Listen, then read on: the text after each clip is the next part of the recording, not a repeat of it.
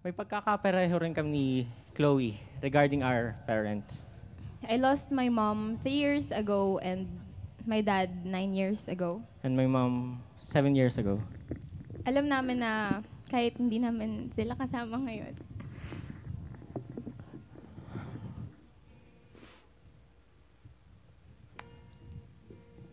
alam namin na masaya sila. And para sa kanila tong piece na to, entitled Kanlungan.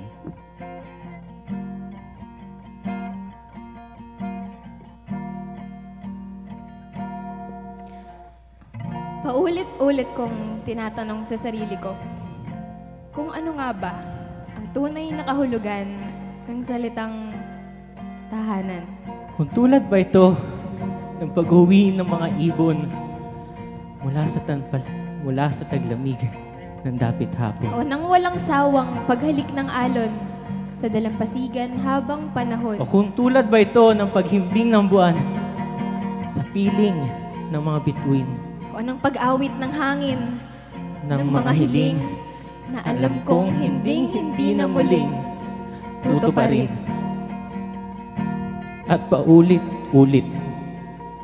paulit-ulit kong tatanungin ang mga ibon sa himpapawid kung ang init ba na nais nilang makamit matapos ang paglalakbay sa oras maghapon. At ang pagtakas sa lamig ng panahon ay ang kahulugan ng tahanan na matagal ko nang nakalimutan. Ngunit gustong-gusto nang balikan. 1, 2, 3, 4, 10, 20. o kahit ilang taon man ang tuluyang liparin at lumipas, mapagod man ang mga pakpak sa paghampas ng ulan, hangin, ay paulit-ulit pa rin sasampalin. Ng katotohanan na ang sakit at pait ay mayroong pa ring bakas at hindi ako makakatakas.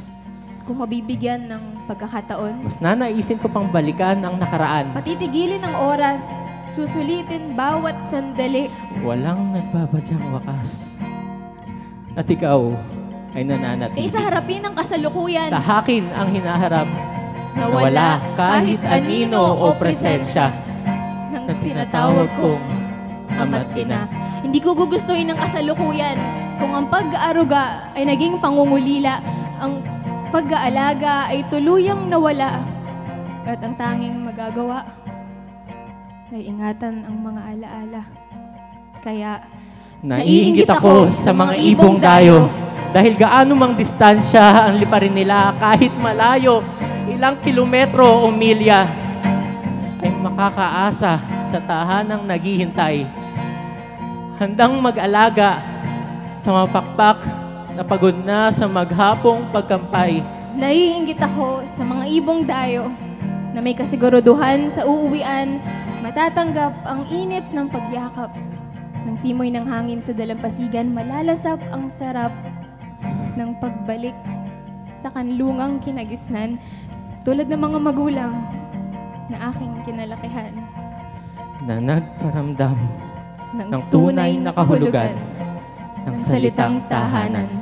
At paulit-ulit natatatak sa aking isipan na ang tahanan ay hindi lamang struktura kundi isang ideya ng pagbubuklod ng ilaw at ng haligi ng ilaw na magsisilbing init sa lumalalim na gabi at ang haligi na magiging panangga sa init ng umaga. at paulit-ulit ko ring kukumbinsihin ang sarili na kahit ilang tanong ang sagutin, kahit gaano kahabang oras at panahon ang lakbayin sa ngayon. hindi tulad ng mga dumayong ibon. Wala na akong tahanang uuwian pagsapit ng dapit hapon.